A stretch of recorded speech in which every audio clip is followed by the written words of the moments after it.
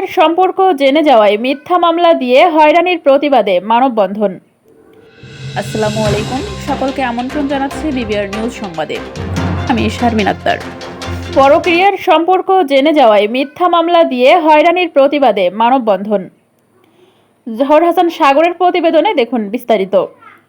সাতক্ষীরার তালা সদরের 18 গ্রামে পরকীয়ার সম্পর্ক জেনে যাওয়ায় আতিয়ার রহমান নামের এক ব্যক্তিকে মিথ্যা মামলা দিয়ে হয়রানির প্রতিবাদে মানববন্ধন করেছে এলাকাবাসী। বুধবার 5 জুন বেলা 12:30টার মধ্যে 18 প্রাথমিক বিদ্যালয়ের সামনেই মানববন্ধন অনুষ্ঠিত হয়। মানববন্ধনে হায়দার মোড়লের সভাপতিত্বে বক্তব্য রাখেন নূর ইসলাম, সাগর হোসেন, লিটন হোসেন, শাহিন হোসেন, ভুক্তভোগীর ছেলে তবিবুর রহমান ও স্ত্রী তাসলিমা বেগম সহ আরও অনেকেই। মানববন্ধনে বক্তারা বলেন, আতিয়ারের সাথে জমি সংক্রান্ত পূর্বশত্রুতার জেরে পরকীয়ার বিষয়ে জেনে যাওয়ায় স্থানীয় ওহাব আলীর ছেলে জিয়াউর রহমান জিয়া ব্যক্তিগত আক্রোশ থেকে মিথ্যা মামলা দিয়েছে। জিয়াউর রহমান জিয়ার সঙ্গে স্থানীয় মতিউর রহমানের স্ত্রী মঞ্জিলা খাতুনের পরকীয়ার সম্পর্ক রয়েছে, যে বিষয়টি আতিয়ার রহমান জেনে যায়।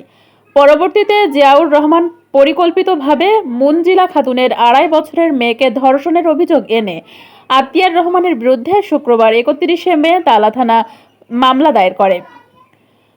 ওই রাতে তালা থানার পুলিশ আতিয়ার রহমানকে বাড়ি থেকে তুলে নিয়ে বেধড়ক মারপিট করে গভীর রাতে চিকিৎসার জন্য তালা হাসপাতালে নেয়।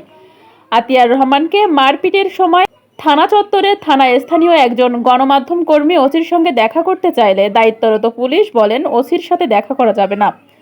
আতিয়ার যদি অপরাধ করে তবে তাকে পুলিশ আটক করে কারাগারে দিবে।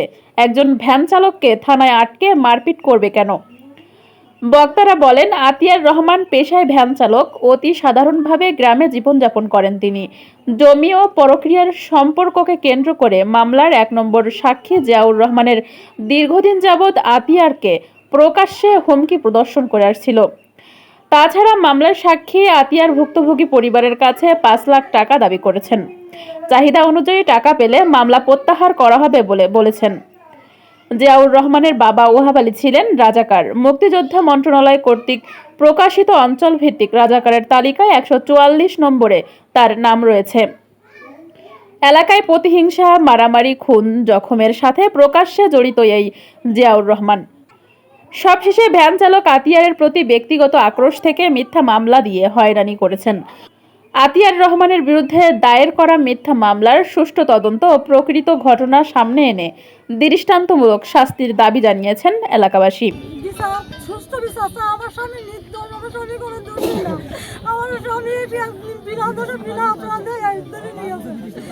আমি 5 বছর বিদেশ ছিলাম, আমার 15 দিন কোনো রেকর্ড পাইনি আমার স্বামী। আর এখন এসে গেলে উঠতেছে। আর আমার স্বামীর জন্য নেবে বলতেছে 5 লাখ টাকা দাও, আমি 5 লাখ টাকা দাও। আমি বাদী 1 নম্বরটা নাম কি তার? 5 লাখ টাকা চাইছে জিয়াউর রহমান জিয়া, যিনি 1 নম্বর সাক্ষী। উনি মানে বেবাদী, মানে আতিয়ারের পরিবারের কাছে 5 লক্ষ টাকা চাইছে। পরিবারের কার কাছে চাইছে? ওনার পরিবারে ওনার ওয়াইফের কাছে চাইছে। ওনার ওয়াইফ, ওনার ছেলে আছে, ওনার ছেলের কাছে 5 লক্ষ টাকা চাইছে। এই যে ওনার আমার দাদ মানে ওনাদের কাছে 5 লক্ষ টাকা চাইছে। 5 লক্ষ টাকা দিলে আমরা কেসটা মিটমাট করে নেব। আমার কথা হচ্ছে, আমি আতিয়ারের প্রতিবেশী, আমার কথা সেটা না। ধর্ষণ, যে শিশুটা যে ধর্ষণ হয়েছে, ওই বাচ্চার মা আর তাহলে আনিশা ক্লিনিকে চাকরি করে এবং এই চাকরিটাও দিছে জিয়া তাকে। জিয়া তাকে প্রতিদিন ড্রপ করে, প্রতিদিন রিসিভ করে। তার সঙ্গে একটা অবৈধ সম্পর্ক তার আছে, এটা এলাকাবাসী সবাই জানে। এখানে হয়তো সবাই জানে, এলাকাবাসী আমার কথা হচ্ছে, আতিয়ার একটা অসহায় ভ্যানওয়ালা, ভ্যান চালায়। একে কেন এভাবে অত্যাচার করা, অপহৃত করা, এটা আদৌ কখনো আমরা এলাকাবাসী কেউ কখনো চাইনি। আতিয়ার রহমান গাজী একটা ভালো ছেলে, তার এই মিথ্যা মামলায় জড়িয়ে দেওয়া হয়েছে। তার একটা জমি জায়গা নিয়ে একটা শত্রুতা আছে, সেই শত্রুতা করে তার এই মামলাটায় ফাঁসিয়ে দেওয়া হয়েছে এবং সেটা ভালো ছেলে, সে নির্দোষ। কি যে 1 নম্বর সাক্ষী, ও 3টার থেকে 8টা পর্যন্ত আমার সাথে ছিল। আমরা উপজেলা চেয়ারম্যানের মানে আমাদের 1 নম্বর ওটা উপজেলা চেয়ারম্যান পাশ করা প্রত্যেক কর্মীর বাড়ি বাড়ি আইছিল। উনি আমার সাথে ছিল 8টা পর্যন্ত। 8টার পরে উনি চলে স্থালী ধর্ষণ উনি দেখলে কি করি? 5টার সময় ধর্ষণ হয়ে স্থালী।